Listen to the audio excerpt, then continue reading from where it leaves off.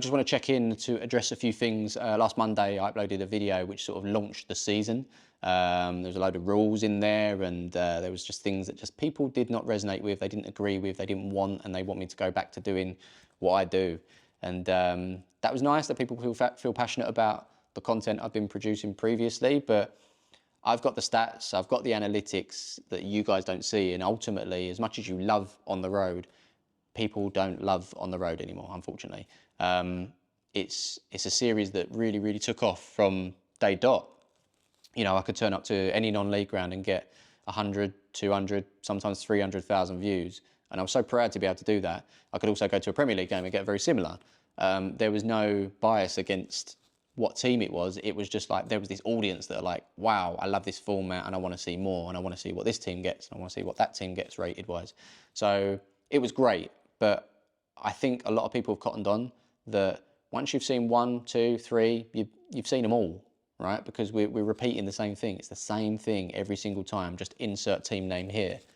Thumbnails, exactly the same. There's nothing drawing a new audience in, you know? And over time, that audience has diminished. The views have gone completely down. It really kicked in last season when I went to Man City, and I'm thinking, this is one of the biggest clubs in the world. Not one of the most liked clubs, but I'm sure it would have piqued some interest to see what I would have rated Man City, but 30,000 people watched that. YouTube's algorithm is absolutely brutal, and it just won't share out. If you're not getting enough of an initial love, it won't bother pushing it out, and videos ultimately fail. And so that made me realise that this series is just not what people want anymore. And as much as you guys that are watching it right now love it, I have a wife and kids, and I've got bills to pay, and you know, 30,000 views doesn't pay the bills, if I'm being honest.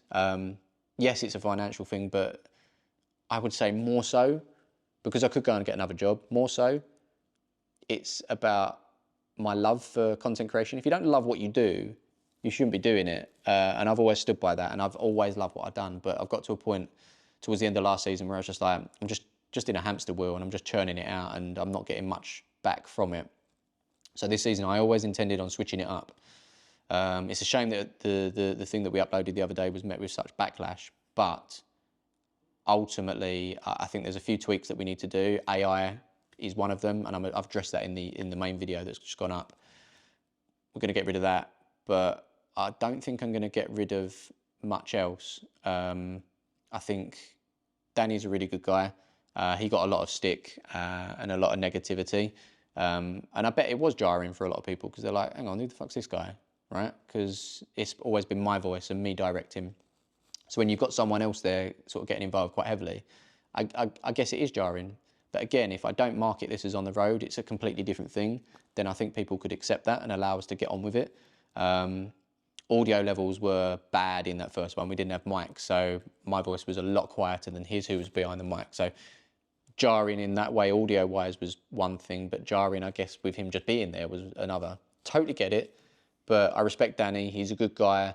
And as I say, this is a very lonely job for me. So to have someone to bounce off of and bounce ideas off of, it's really, really great. And I think over time, that relationship could get a lot better. The rapport will go back, you know, back and forth will be really, really good. A bit like how, you know, me and Charlie was before. And Charlie's going to definitely be coming to some games this year. So there'll be 3 of us. 3 voices on the go. But no, I think, you know, Danny's a great guy. He comes from a creative background. He works at Lad Bible right now, but he's done so many different jobs. He worked for Hashtag for a bit. But way back when, he worked for Tifo Football, which is a channel that's absolutely blown up, but he was at the forefront of it. And he created this Rags to Riches series where he started in the 10th tier, and if you team won, you go up, and if you lose, you go down, and if you draw, you remain. And that's exactly what we're doing here, taking inspiration from what he'd done all those years ago, and it was really successful for that channel back then.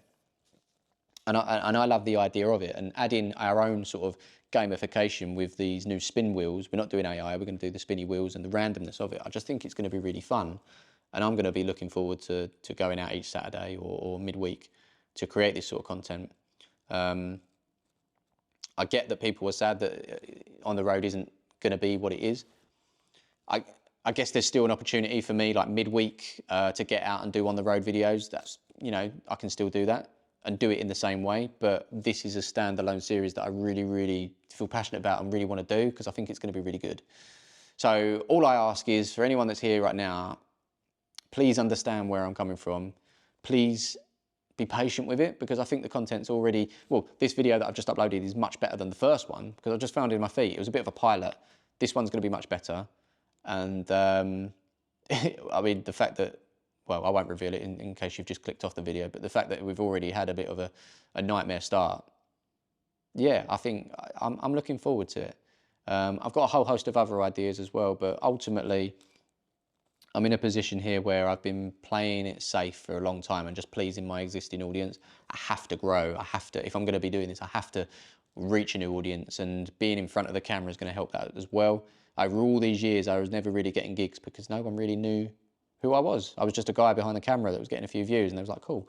But I think being on camera can offer me something different, offer me other opportunities. And I think it offers the content different opportunities as well, to be able to create shorts and being part of that rather than a voice. And as I say, as much as financials are important, for my own sanity, I have to do this as well, just because I can't keep doing the same thing over and over again. But yeah, that's my thoughts. I hope that you understand. And if you don't, there's nothing I can do about that.